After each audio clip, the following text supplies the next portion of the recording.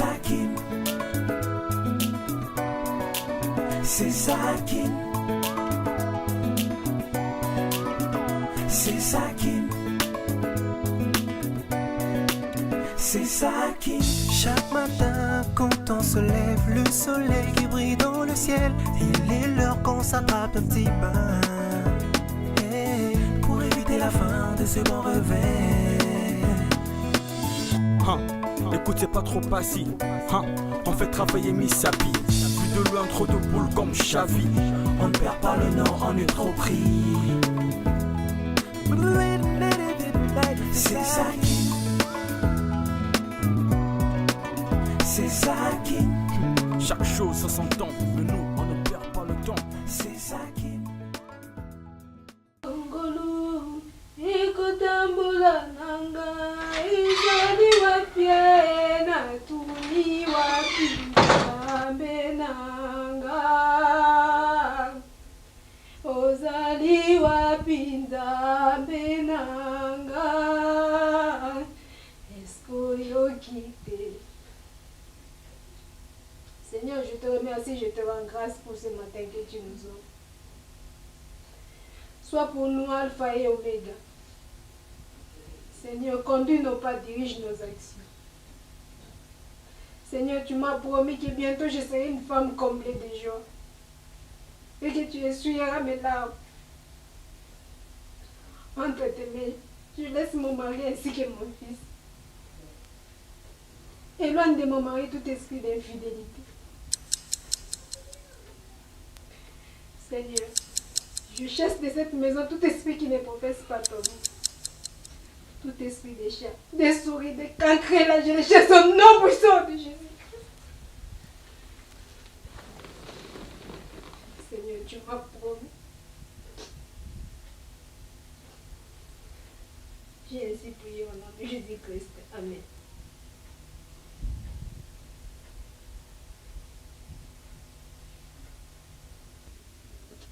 Bonjour Lambert.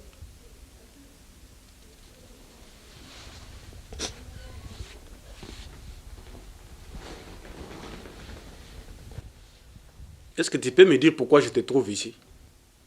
Est-ce un problème d'être au salon? Et puis tu m'as trouvé en train de faire mon prière. Hélène, tu n'as pas répondu à ma question. Dis-moi pourquoi tu as quitté la chambre au milieu de la nuit. Mais Lambert, tu vas tout de même pas faire un problème?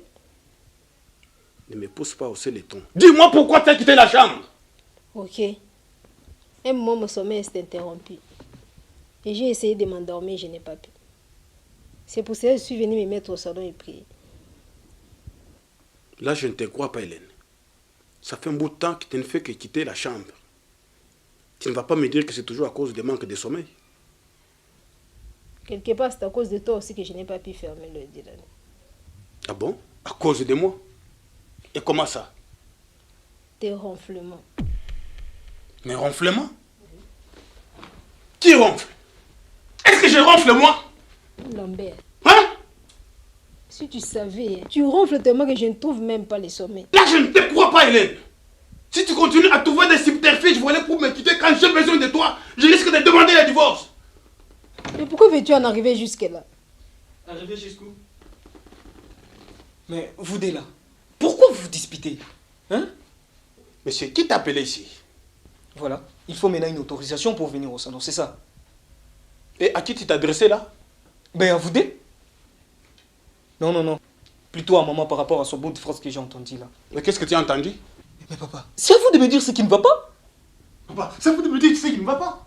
Qui t'a établi juge ici? Vous deux là, vous commencez à me taper sur les systèmes. Bande d'idiots.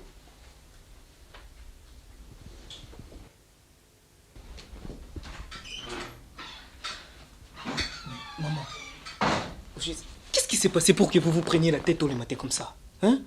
Tout ce temps, ton père est tout le temps fâché. Il m'a trouvé en train de faire ma prière au salon, voilà que ça l'a énervé et s'est emporté. Mais quelle mouche l'a piqué pour qu'il devienne aussi désagréable comme ça? Hein? En tout cas, moi, je commence à ne plus supporter son humeur d'Hitler. Hein? Toi aussi, ne dis pas ça à ton père. Il va croire que c'est moi qui t'ai rendu impoli envers lui. Mais oui, maman. Allez voir, j'ai l'impression de voir Hitler. Il fait tout pour mettre les gens mal à l'aise. C'est comme s'il a adhéré à une science occulte. C'est quoi ça, Blaise? Vous me fatiguez tous dans cette maison.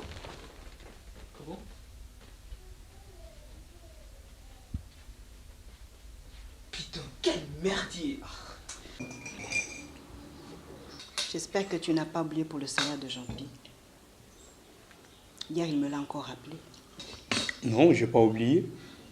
Mais qu'il patiente un peu, maman. La conjoncture actuelle est tellement difficile qu'on peine à mobiliser les moyens. Mais est-ce qu'il est déjà là, celui-là? Non, pas encore. Ces derniers temps, il arrive toujours en retard. Il commence le travail à 10 heures. À 10 heures? Mais Christine, si tu trouves qu'il devient négligent, chasse-le. Non, pourquoi le chasser? Toi, tu te plains ici par moment des retards de ta secrétaire. C'est pour autant que tu l'as chassé? Celle-là, je l'ai déjà recadrée. Alors lui aussi, il suffit de le recadrer. Mis à part le fait qu'il soit parfois zinzin, c'est un garçon qui fait bien son travail, en plus qu'il ne vole pas. Si tu trouves.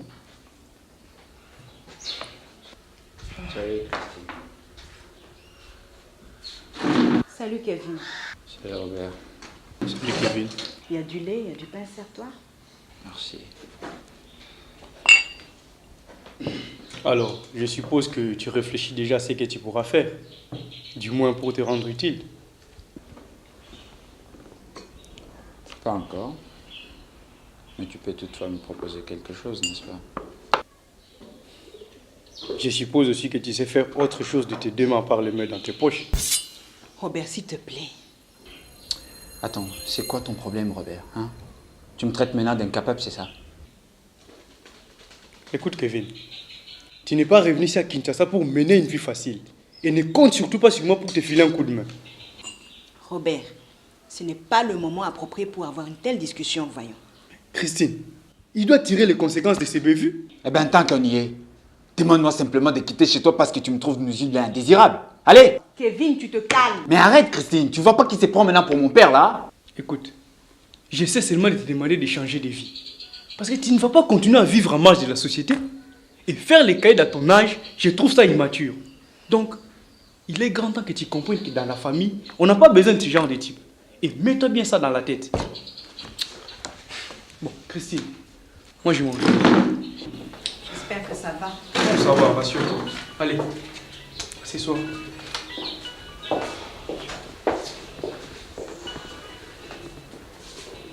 À ce soir. Allez, au revoir.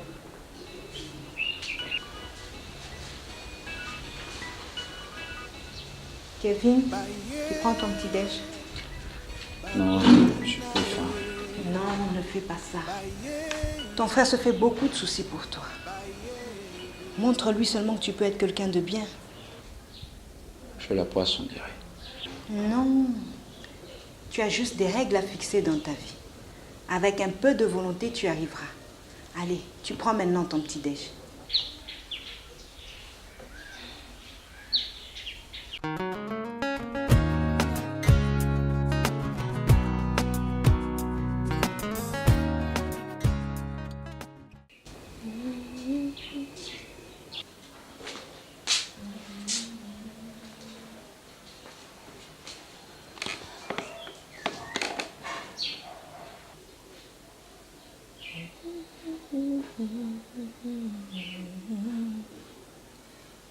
Apparemment, tu t'es pas réveillé du bon pied.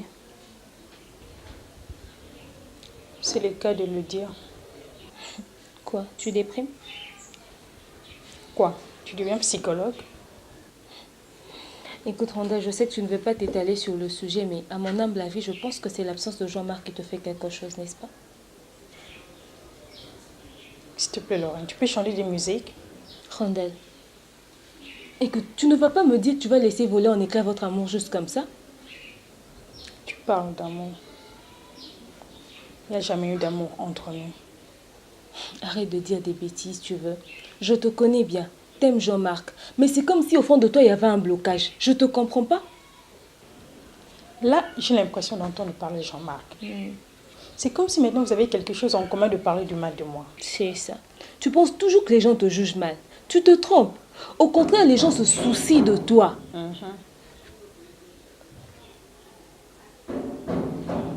C'est qui c'est encore? Écoute, c'est pas fini. Hein. Je reviens.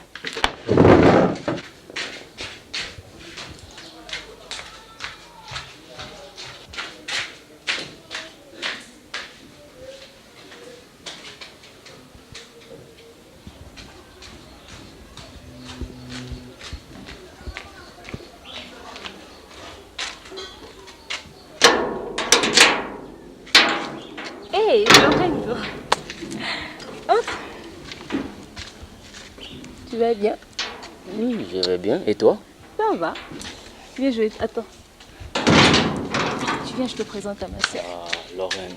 Non, tu ne faut pas sur une culotte, Lorraine. Et puis ça fait quoi? Ça t'apprendra de ne plus venir chez les gens en culotte. Viens. Arrête, viens un peu ici. Pas je m'y m'attends, Lorraine. Bon,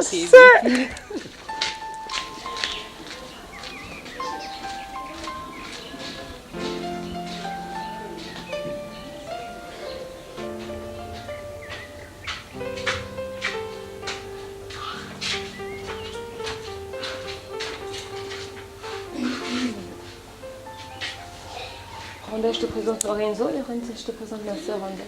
Bonjour, Randall. Enchanté, Lorenzo. Enchanté, Randall. Mais toi?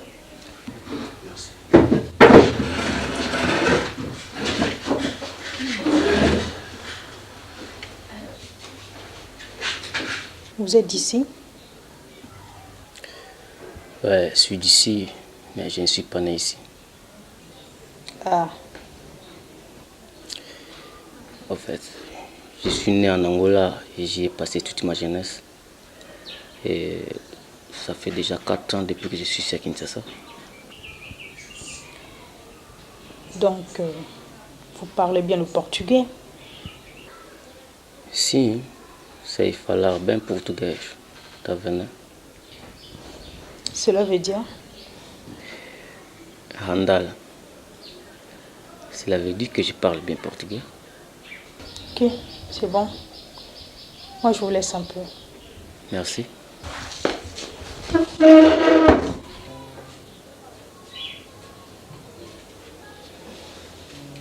Et toi? Et Je peux voir un instant?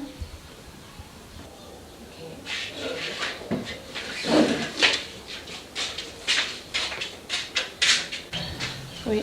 Dis-moi, où est-ce que tu as déniché ce type, hein? Quoi? Tu veux dire qu'il ne t'inspire pas confiance? Toi-même, tu sais que les gens qui viennent d'Angola ne sont pas dignes de confiance. Oh, ce ne sont que des clichés. Lorenzo, c'est un type bien. Bon, je vais juste te rassurer. C'est bon. Toi aussi, tu me rassurerais si t'appelais Jean-Marc. Oui, c'est ça. C'est ça, quoi?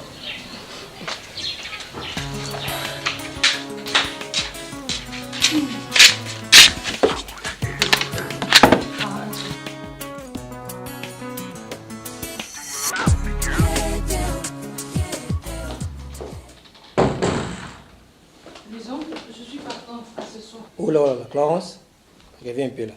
Mais lui, je risque d'être en retard. Et puis ça fait quoi? Et puis ça fait quoi? Tu trouves normal que j'arrive en retard au lieu de mon travail? Mon travail, mon œil. Tu ne trouves pas que ton travail commence à empiéter sur l'espace qui nous est réservé? Oh, comment ça? Tu n'as plus le temps pour moi?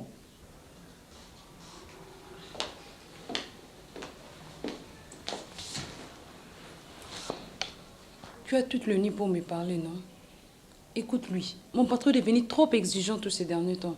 Et il nous demande d'augmenter nos capacités. Vos capacités? Et toi, Clarence, ta capacité de quelle nature? Mais Luison, qu'est-ce que tu veux dire par là? Écoute, ne fais pas semblant. Tu comprends parfaitement ce que je veux dire. N'y va pas par des tournures. Exprime clairement ta pensée.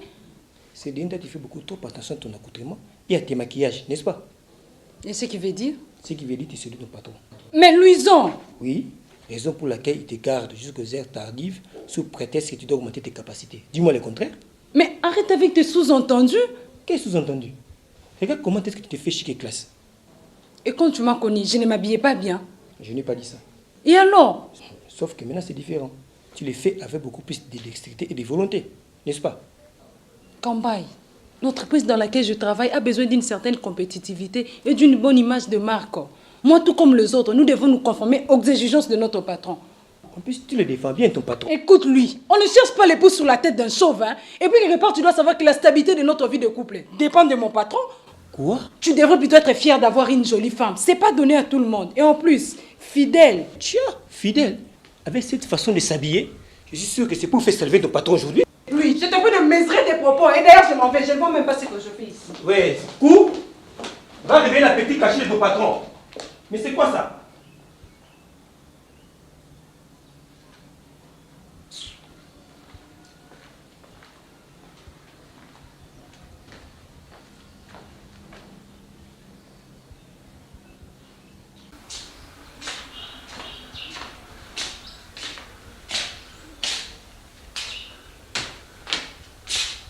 Christine, tu sors? Oui, je sors. Je vais chez le couturier, ensuite je vais faire un tour chez Hélène. Tu vois avec Jean-Pi ce que vous allez préparer pour vous et moi je vais m'occuper du repas de papa Robert. Ok? Et Christine, Kevin bouffe trop, hein? Tu sais qu'hier il a mangé 4 morceaux de viande lui-même. À ce rythme, nous allons commencer à préparer combien de morceaux de viande dans cette maison? Imagine que Darren n'a même pas mangé la viande, seulement le légume. Tout ça la koboni, bana potote. Le mieux à faire, c'est que quand vous enlevez la nourriture pour Kevin, vous mettez la nourriture des autres à un endroit où il ne pourra pas y accéder. Ok. Tu gardes bien la maison, hein? Ok. Tu rentreras tard? Pas si tard que ça, pourquoi? Parce que j'allais sortir. Oh, tu m'attends. Bon, bonne journée, hein? Merci à toi.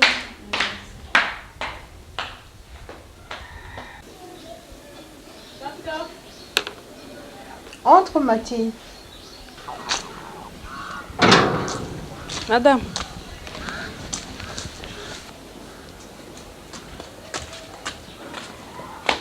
Ça va?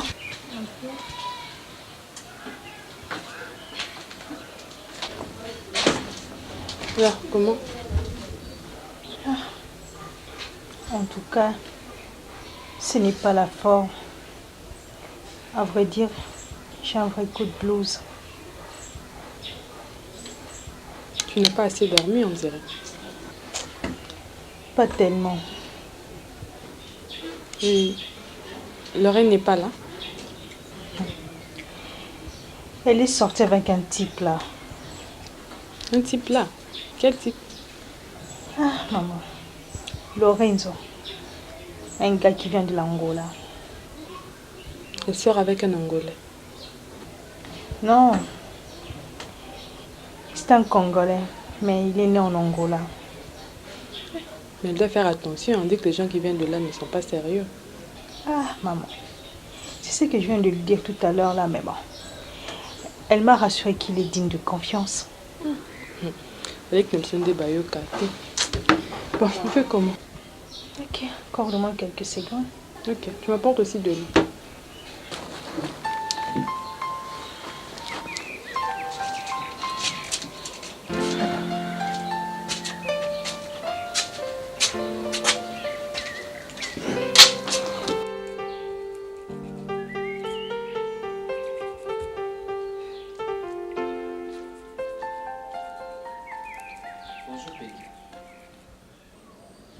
Tu salais qui?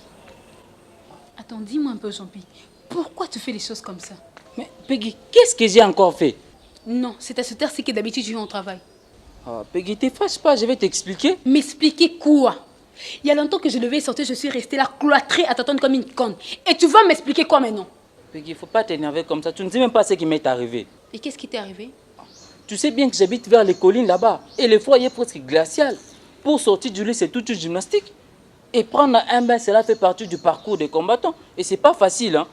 Il faut réfléchir à 4 fois avant de le faire. Regarde, non? Le vent souffle du nord au sud en passant de l'est à l'ouest. Et imagine-toi que moi, je suis là, au milieu d'une douche entourée de tôle. Mais quoi de plus terrifiant, Peggy?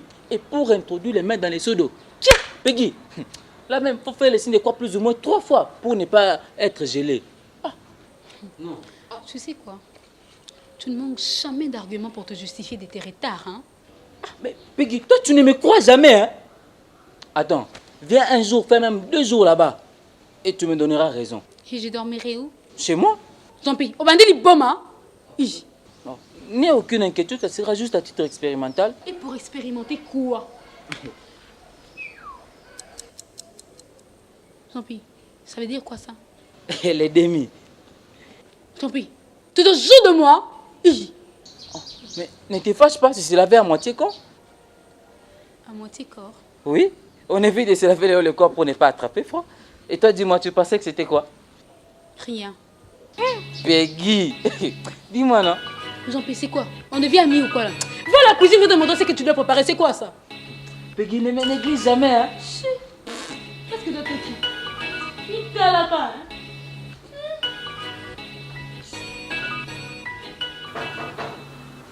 Oui, entrez. Ah, Christine.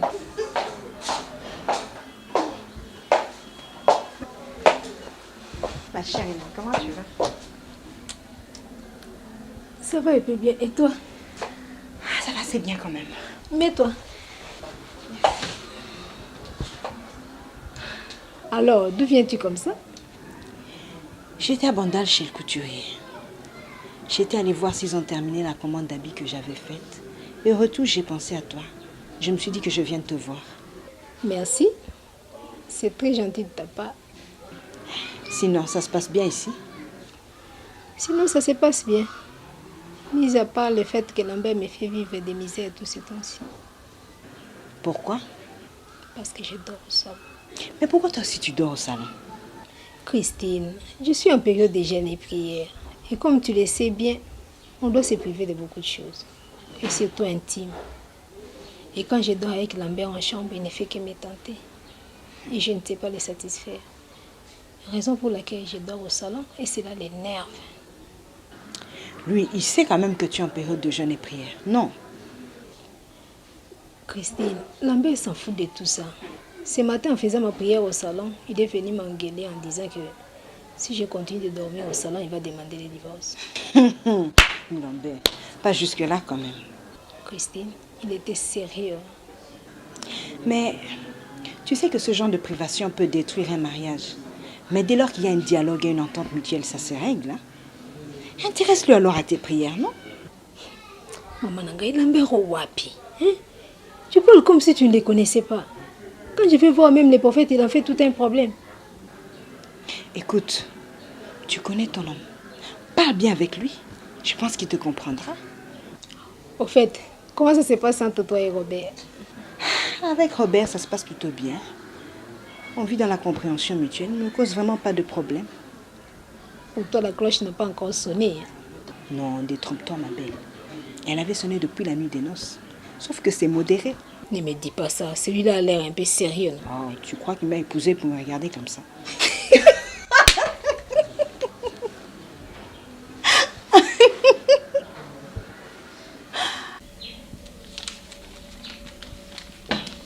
Lui, pourquoi tu fais toujours une fixation sur ça?